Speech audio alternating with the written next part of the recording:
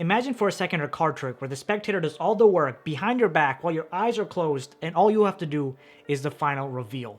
That's what I'll be showing you today. What up, crew? It is Magic Monday, and this is the place to learn magic, master your performance, and captivate audiences. Today I'm going to be teaching you a phenomenal card trick that I know you'll love. So, let's do it. Alright guys, so check this out. For this trick, I'm going to need a deck of cards, something to write on, and something to write with. We're going to go prediction style here.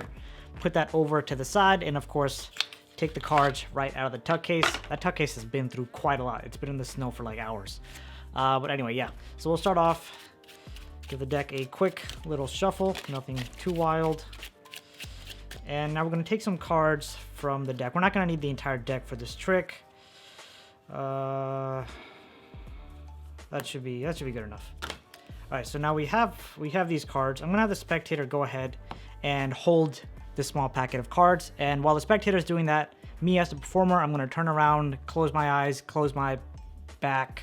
I don't know, close everything except my mouth. So from here, I'm going to instruct the spectator to go ahead and take off between 1 to 10 cards from the top of the deck. And of course, don't tell me how many cards were taken off. But of course, since I'm the performer and the spectator, I'm just going to do it right in front of you so you can see how many cards I'm taking. There we go. Once the spectator has selected their number of cards, they're going to take this and put it in their pocket, so there's no way I know how many cards were taken off the top of the deck. From this point, I'm going to tell the spectator to go ahead and deal off 10 cards from this pile, going from right to left. So 1, 2, 3, 4, 5, 6, 7, 8, 9, 10. Right, so boom, there we go. From this point, I'm going to turn back around. I'm going to take my my trusted Sharpie and Post-it note, and I'm going to write down a prediction right here. Okay, so I'm going to have my prediction written down. Okay, that's horrible. Okay. I'm not the greatest at artwork or any kind of writing work. All right, there we go. I have my prediction right here. Just going to crumple it up and keep it right in full view the entire time. Now, for the first time, I'm going to have the spectator take the cards out of his or her pocket and count how many cards there were. So in this case, there were 5 cards. So now we're going to count. We're going to count right here, 5 cards. 1, 2, 3, 4, 5. And if we take a look, that card is the King of Diamonds, right? And what's really cool is I had this prediction written down right here before I knew any of this, before I knew how many cards were selected or anything. And if we take a look at this prediction right here, in horrible handwriting, you will see that my prediction was also the King of Diamonds. But wait, there's more. So you see the King of Diamonds is a purple card because of course I removed the reds. You see that the King of Diamonds is a purple card. If you actually go ahead and take a look at every other card in the pile of cards that we selected, they were all black. And you selected that one purple card. Alright guys, so welcome to the tutorial. Just a little bit of background on this effect. It's known as O. Henry by Alan Coutts, and this is just a small variation that I made on this trick. So now that you know all that, let's go ahead and break it down. For this trick, we're going to need a deck of cards. It doesn't even have to be a full deck. You're going to need something to write with and something to write on, as you've seen in the performance. So I'll put that over to the side for now. One thing that you probably guessed that you need to do is set up the deck, right? So the way that we're going to set this up is you're going to take 20 black cards and 1 red card. In my case, they're purple cards, but you want to take 20 black cards. That should be 20 black cards, right? And 1 purple card. Or sorry, one red card. It's gonna take me a second to get used to this. Once you have your 20 black cards and 1 not black card, see that? I found a way around it, found a loophole. You're gonna take the non-black card and put it in the 11th position. So you have 10 cards on top, and this of course is 11th position from the top. So 10 cards above it and the rest 10 below it. So there you go, right there. And now you're gonna take this, put this on top of the deck, and you're all set to get started. When performing this trick now, you take the deck, pull it out of the tuck case, and you want to give it a false shuffle just to instill in the spectator's mind there's no setup And this is especially important now because there actually is a setup. So you give the cards a false shuffle, however you feel comfortable doing it. I have a video on it, you can watch that. If you want to give the deck a false cut, that works too. But as long as the top packet here is maintained, then you're all set and everything is all dandy. Once you've given the deck a false shuffle, you now want to take off the top 21 cards because that's what you'll be using for this trick. So you have a couple of options. Either you can tell the spectator you're taking 21 cards off the deck, which I think that's a bit weird.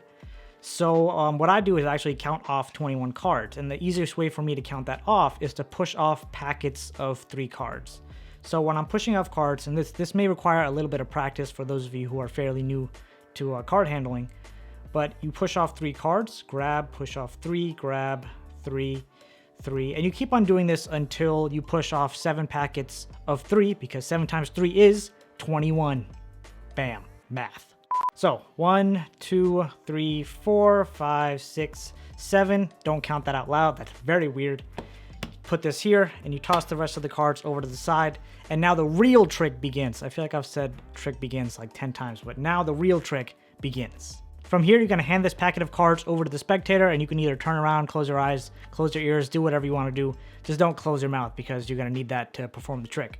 So you handed it over to him, you have your eyes closed, let's just say for example, and now you're going to instruct the spectator on what to do. So you tell the spectator to select a number between, right, between, not the actual numbers, between 1 and 10, right? So let's just say they select the number 8, all right? So they selected the number 8, what now? You tell them to count off 8 cards from the top of the packet, but you want to ensure that they don't look at those cards. So tell them, without looking, count off that number of packets, whatever number you selected, that number of cards, now packets off the top of the deck. So we do our 8, 1, 2, 3, 4, 5, 6, 7, 8. And now you want to tell them that you don't want any indication of how many cards there are in this packet or this packet. So you take this and put that in their pocket. Of course, you're telling them to take this packet of cards and put it in their pocket or hide it from you, okay? Once that's done, you tell the spectator to take this packet and deal off the cards from right to left, okay? You can also say left to right, but you just want to ensure that you're saying a direction because that's going to matter during the reveal. So in our case, let's just do right to left for now, and you tell the spectator to deal off 10 cards from right to left. So 1, 2, 3, 4, 5, 6, 7, 8, 9, 10, and the rest of these cards can go over to the side. And the reason we're having the spectator do all of this while your eyes are closed is because they now feel like they're in total control of this entire situation, right? They selected the number of cards, they dealt out these cards in front of you. Everything is neat and clean. No margin of error anywhere. All right, so all that stuff's done. Now you turn it back around and you're gonna make your prediction. So of course that prediction is gonna be the one non-black card, or in our case, the purple card.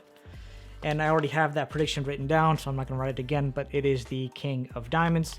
So I write that in front of them, crumble up the paper, and leave that in view the entire time, just so they know that nothing can happen to that. At this point, you tell them to take out the cards from their pocket. They can count that out loud. So 1, 2, 3, 4, 5, 6, 7, 8. It's 8 cards. So now we're going to count off 8 cards. So you want to count off in the opposite direction the cards were dealt. So they were dealt from right to left. So we're going to count 8 from left to right. So we count 1, 2, 3, 4, 5, 6, 7, 8. Taking a look at the 8th position, we have the King of Diamonds. And then you can show them the prediction you wrote down. We can open this up. Prediction wrote down King of Diamonds. They're quite impressed. Now to step this even a level up, you tell them that was the only purple card in all of this, in this whole packet. So then you could do a slow reveal, show them all of these cards are black, the cards that they had in their pocket also black. All the cards were black, but they chose that one card that you predicted that was the different color from all the rest.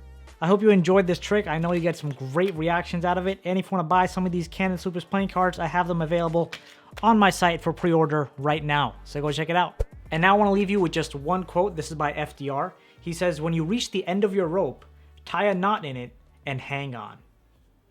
Peace out.